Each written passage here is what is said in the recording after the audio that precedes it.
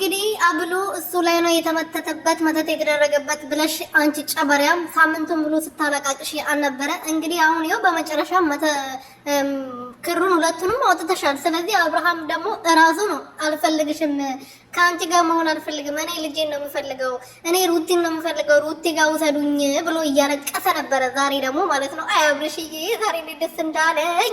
እንግዲህ ምን ትሉ ይሆን? የሄርሜላ ደጋፊ ነኝ ዳኒን እንደዛ ስትሆኑለት የነበረው ትላንት እንግዲህ ዳኒ ይዞት ወደ ሄርሜላ ቤት ሄደዋል።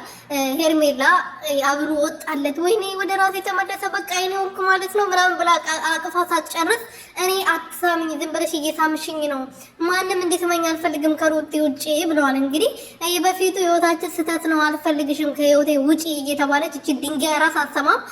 ዛሬ ደግሞ እስኪ አንቺ ማፈሪያ ምን እንደምትይ ነገር ደግሞ እናያለን። እንግዲህ መስቀሉን አየው እንትን ክሩ ላይ ነው የተደረገበት፣ መስቀሉን አየው መተት የተደረገበት ብለሻል አንቺ መተታ። ሰላም ሰላም ቤተሰብ እንዴት ናችሁ? ደህና ናችሁ ወይ? እኔ በጣም ደህና ነኝ እግዚአብሔር ይመስገን። ዛሬ በጣም ደስ ብሎኛል። ሰላማችሁ በዚህ ትርፍርፍ ይበልልኝ። ለዚህ ቻናል ለዚህ ዩቲዩብ አዲስ የሆናችሁ ሰብስክራይብ፣ ሼር፣ ላይክ እያደረጋችሁ ቤተሰብ እንድትሆኑ በትህትና እየጠየቅኩኝ እንግዲህ ጠላቱ ድብን ቅጥል ለበሉ። እንግዲህ ዛሬ ምን እንደሚወጣችሁ እናያለን። ደግሞ እያለቀሳችሁ ታድሩን ቲክቶክ ላይ እንደተለመደው ያው የእናንተ ለቅሶ የእናንተ ንዝንዝ አያልቅምና ልክ እንደ ማነች ሄርሜላ የምትባለው ያው ለማኝ ስለሆነች እናንተም የሷ ብጤናችሁና እያለቀሳችሁ ማደራችሁ። እንግዲህ ዛሬ ትናንትና ተደስታችሁ ሰርጋችሁ ነበር አይደለ? ዳኒ አብርሃምን ይዞ ስለሄደ አብሉ ይወጣል፣ ወደ ራሱ ይመለሳል፣ ቡዜ ወደ ራሱ ትመልሰዋለች ምናምን እያልሽ ነበር አይደለ?